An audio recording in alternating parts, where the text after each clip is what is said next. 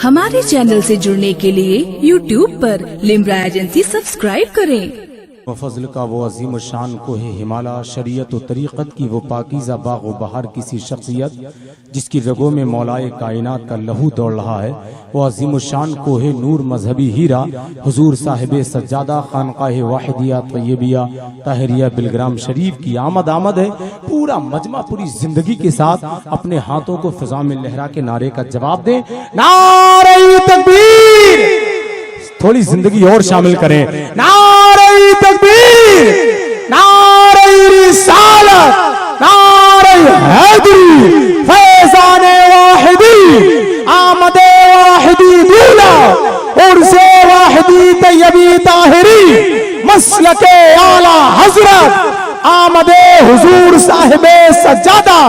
हजार लोगों के मिलने से लाख बेहतर है, हजार लोगों के मिलने से लाख बेहतर है, बस एक साहिबे किरदार से ताल्लुक हो। हजरात, वक्त मेरे लिए कुछ बचा ही नहीं। सबसे बड़ी दिक्कत तो इसी बात की है, छोटा हूँ, दबाया जाता हूँ, रोका जाता हूँ। खैर, क्या मोहब्बतें हैं माशाअल्लाह। हमारे बड़े भाई सैयद सईद मियां साहब ने आप तमामी हजरात का शुक्रिया अदा कर दिया।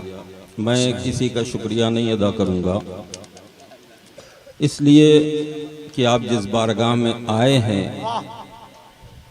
उस बारगाह में किसी का एहसान अपने ऊपर रखा नहीं जाता। क्या बात है हज़रत, सुभान अल्लाह। अरे वाह वाह, क्या बात है ये, अरे वाह सुभान। उसे इनाम के तौर पे फौरन नवाज दिया जाता है। माशाअल्लाह माशाअल्लाह।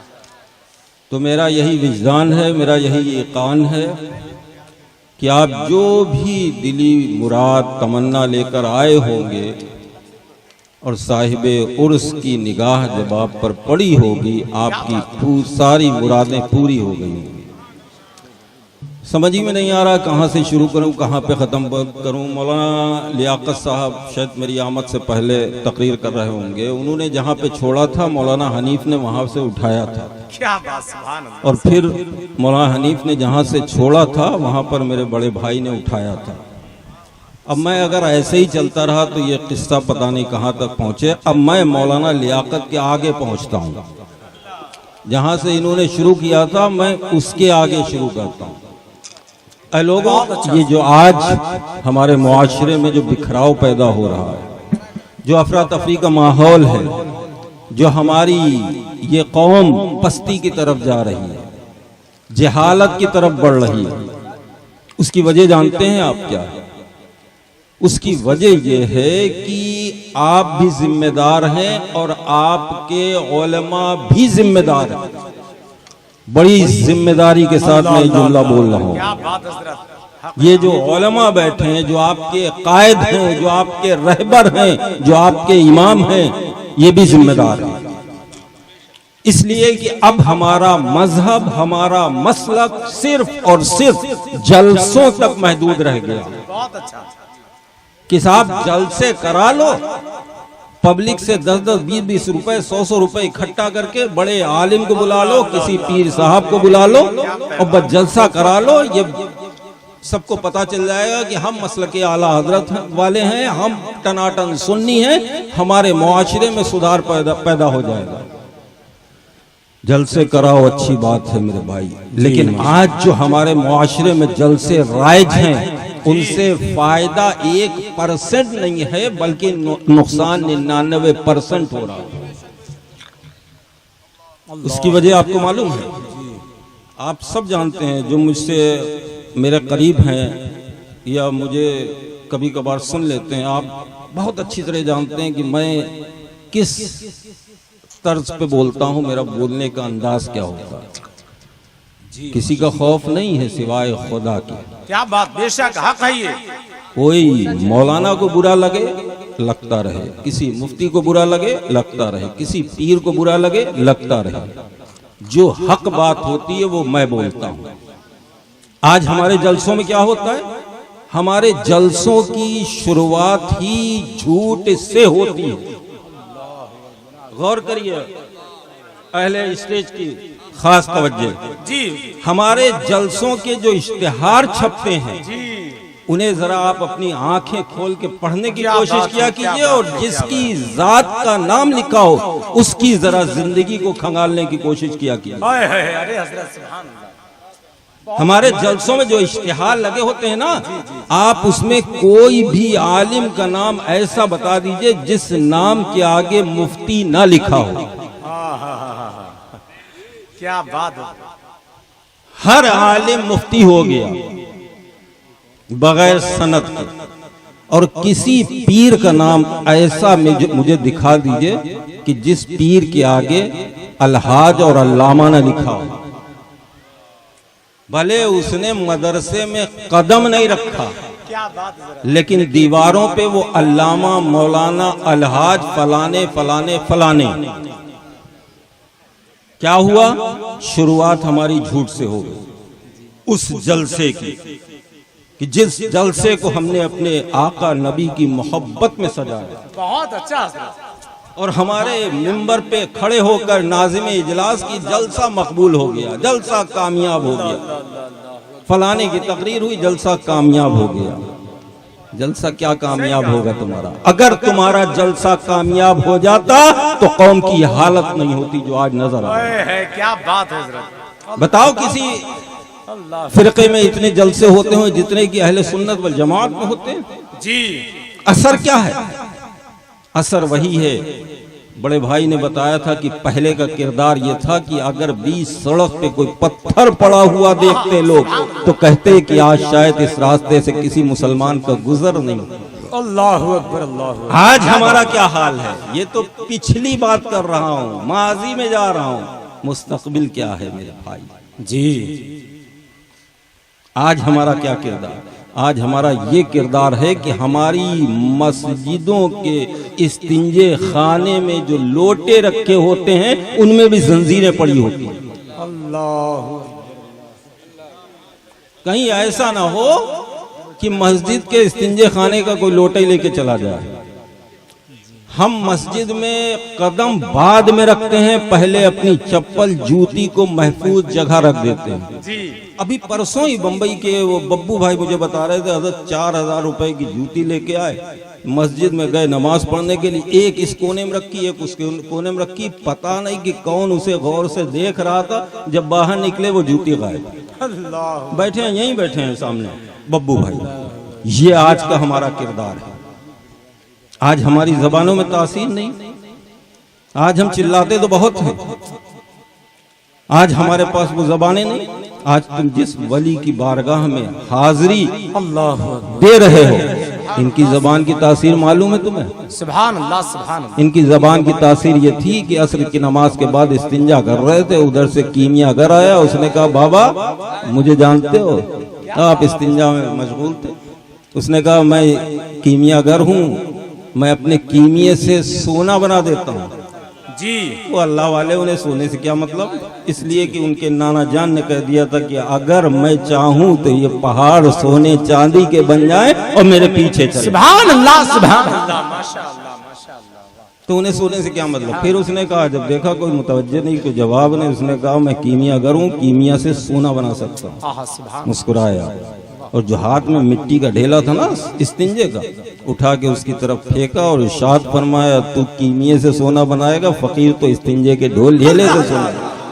क्या बात है। वाह वाह वाह। ये उनकी जबानें थी। सुभान अल्लाह सुभान अल्लाह। और आज हमारी जबानें क्या हैं? आज हमें कोई अपने पास बिठाने को तैयार नहीं। दुनिया नफरत की नजर से देख रही, हकारत की नजर से देख रही। जी जो कुरान उन्होंने पढ़ा वो हम भी पढ़ रहे हैं, जिस नबी का कलमा उन्होंने पढ़ा उस नबी का कलमा हम भी पढ़ रहे हैं। हमारी जबानों में असर क्यों नहीं? उसकी वजह यह है कि हमारा अंदर का कुछ और है, बाहर का कुछ और है। कुछ और है। हम खुद अमल नहीं करते, सिर्फ दूसरों को अमल की दावत देते हैं। जी अगर हमें अपनी बात में वजन पैदा करना है, जबान में तासीर पैदा करना है, तो हमें खुद बाअमल बनना पड़ेगा। बेशक हक। ये उर्स की महफिल जिसमें दूर दराज से न जाने कहां कहां से लोग आए हैं, आज के दौर में, आज के इस पुरपतन दौर में, जबकि किसी के पास कोई टाइम नहीं, इतनी मसरूफियत।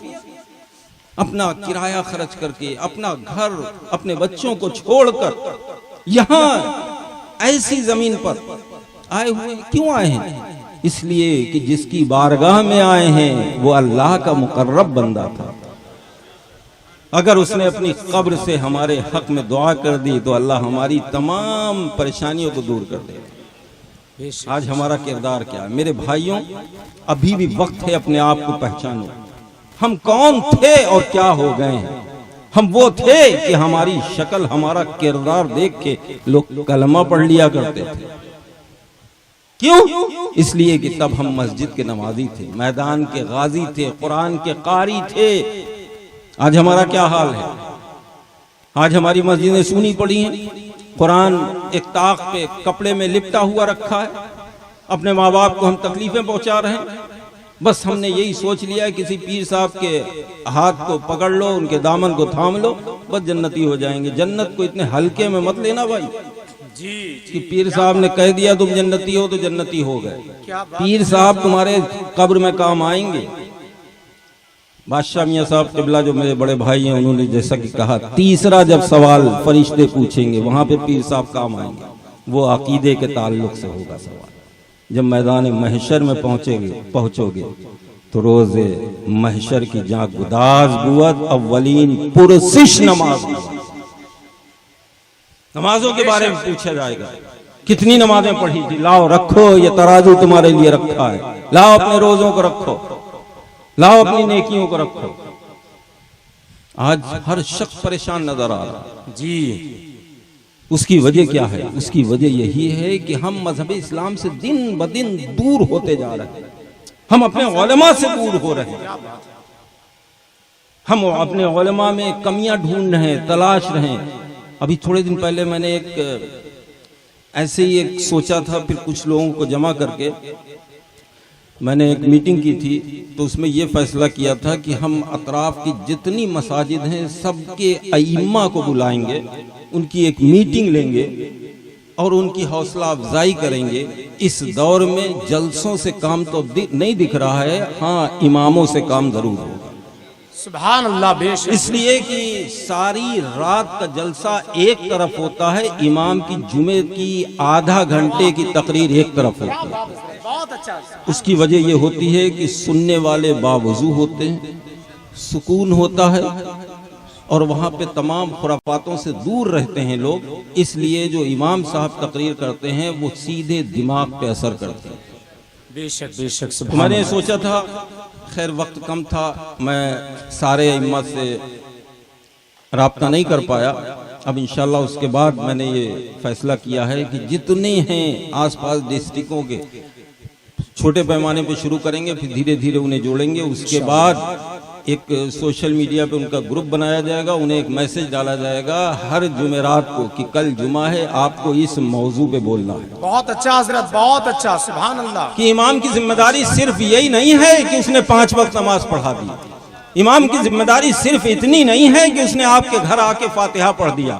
इमाम की जिम्मेदारी सिर्फ इतनी नहीं है कि उसने आपके बेटे बेटी का निकाह पढ़ा दिया। बल्कि इमाम की जिम्मेदारी ये भी बनती है कि इस बस्ती में, मस्जिद के पड़ोस में जो घर है, उस घर में बच्चे पढ़े लिखे क्यों नहीं है।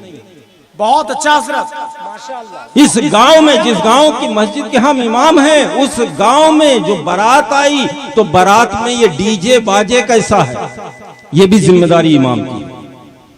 अगर गांव में खुराफात हो रही है तो उसकी जिम्मेदारी सीधे तौर पे इमाम की है, उसे जवाब देना पड़ेगा। तो सिर्फ ये मत समझ लें कि हमें 5 वक्त की नमाज पढ़ाना है, या फातिहा करना है, या निकाह पढ़ाना है, या कुरान खानी करना है, या नमाज जनाजा पढ़ाना, बल्कि गांव जितने आपके मुक्तदी हैं उनकी मुक्तदियों की भी और उनके घर वालों की भी आपको हिफाजत करना है। उनसे कहीं मजहब इस्लाम उनके दामन से, हाथ से ना छूटने पाए, ये भी जिम्मेदारी है आपकी। जितने अइम्मा हजरात मौजूद हैं यहाँ पे, इस बात को मजबूती से गांठ बांध लें कि जब जाएं देखें अगर किसी का बेटा सड़क पे, गली में मैले कुचैले कपड़े पहनकर दूसरे लड़कों के साथ खेल रहा है, फौरन आप उसके बाप को अपने घर में बुलाइए और उससे कहिए कि तुम्हारे बेटे को क्या इसीलिए तुमने पैदा किया है कि जो सड़कों पे नंगे मैले कुचैले कपड़े पहन के खेलता फिरे? क्या मुसलमान की यही शान है? कल से ये बच्चा मुझे सड़क पे नहीं बल्कि मदरसे में या स्कूल में नजर आना चाहिए। ये इमाम की जिम्मेदारी है। और जो मुक्तदी हैं, जो नमाजी हैं, उनकी ये जिम्मेदारी बनती है कि कम से कम इतना दे दो इमाम को, इतनी तनख्वाह दे दो कि उसका और उसके बच्चों का गुजारा बहुत ही आराम से हो सके, ताकि उसकी सारी तवज्जो तुम्हारी तरफ रहे। अब जब तुम तनख्वाह दोगे उसे 2, 4, 5 हजार, तो अपने घर को चलाने के लिए वो इधर उधर से कहीं न कहीं से कुछ न कुछ तो जुगाड़ करेगा ही। तो मेरे भाइयों, मुआशरे में जो बिखराव पैदा हो रहा है, बहुत अच्छा, जो अफरा तफरी का माहौल है, आज ये कौम जो दिन ब दिन पस्ती की तरफ जा रही है, आज जो हम हकारत और नफरत की नजर से देखे जा रहे हैं, सिर्फ यही वजह है कि हमने अपने असलाफ के तरीके को छोड़ दिया। किसी भी अल्लाह वाले की आप तारीख को पढ़िए और उसमें देखिए, क्या वो अल्लाह वाला आलिम दीन नहीं था? क्या वो अल्लाह वाला हाफिज कुरान नहीं था? क्या वो अल्लाह वाला दीन से दूर था? आज हमारे घरों से तालीम उठती जा रही है। खुसूसियत के साथ एक जुमला कह रहा हूं, जरा गौर से सुनो। खासकर जितने मशाइख हैं, जितने पीर साहब लोग हैं, बड़े बड़े सैयद साहब लोग हैं, उनके बच्चे आज इंग्लिश स्कूलों में और कॉन्वेंट में पढ़ रहे हैं। मदरसों में कौन पीर साहब अपने बच्चों को पढ़ा रहे हैं? क्या नतीजा क्या निकलेगा? तुम्हारे बाप दादा इन पीर साहब के हाथ पैर चूमते रहे, इन्हें अपना आइडियल बनाते रहे, और जब इस दुनिया से रुखसत हो जाएंगे तो वो लड़के जो कॉन्वेंट में पढ़े हैं वो इनकी जगह पे बैठेंगे, तब तुम पर क्या असर पड़ेगा? तो ये मशाइख होते हैं, पीर साहब होते हैं, इनका फर्ज बनता है कि अपने बच्चों को दीनी तालीम दिलाओ।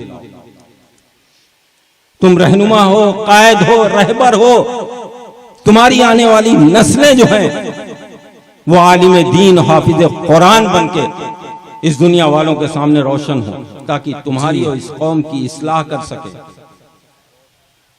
आज देखिए, आप किसी पीर साहब को देख लीजिए, उनके बच्चों के बारे में पूछिए, फलाने कॉन्वेंट में पढ़ रहे हैं, कोई कहीं पढ़ रहा, कोई कहीं पढ़ रहा। तालीम की तरफ ध्यान दीजिए, आप भी पढ़िए, अपने बच्चों को पढ़ाइए, अपने माँ बाप की खिदमत कीजिए। इसलिए कि जैसा कि आपको बताया गया है कि तुम्हारे माँ बाप तुम्हारी बख्शिश का जरिया बन सकते हैं। अगर ये तुमसे खुश राजी खुशी इस दुनिया से वापस गए हो, इन्होंने तुम्हारे हक में दुआएं की। ये जो कमेटी के लोग आए हैं, बहुत मेहनतें की, बहुत मेहनतें की। ये खुशहालपुरवा के, लखीमपुर के, पूरनपुर के, शेरपुर के, रघुवीर नगर दिल्ली के, ये जो कमेटी के लोग आए हैं, इन्होंने रातों दिन मेहनतें करके इस महफिल पाक को 3 दिन सजाया संवारा। सुभान अल्लाह, सुभान अल्लाह। आने वालों, मायूस मत होना, तुमने जितनी मेहनत की है उससे ज्यादा अल्लाह तुम्हें नवाज देगा। सुभान अल्लाह, बेशक। इसलिए कि अल्लाह अपने नेक बंदों से बहुत प्यार करता है, बेशक। उन पर किसी का एहसान नहीं रखता। जो तुम करोगे उसका एवज तुम्हें फौरन अता कर दिया जाएगा। मैं दुआ करता हूँ अल्लाह रब्बुल इज्जत की बारगाह में कि अल्लाह तबारक व तआला इन्हें बेहतर से बेहतर अजर अता फरमाए। मिंबर शरीफ पे आप देख रहे हैं सैयद वैस मियाँ साहब, सईद मियाँ साहब, सैयद रिजवान मियाँ साहब, बादशाह मियाँ साहब, फैज़ान मियाँ साहब, सिराज मियाँ साहब, तमाम लोग मौजूद हैं। इसी अंजुमन में एक नाम और था, सैयद नजीब मियाँ साहब का।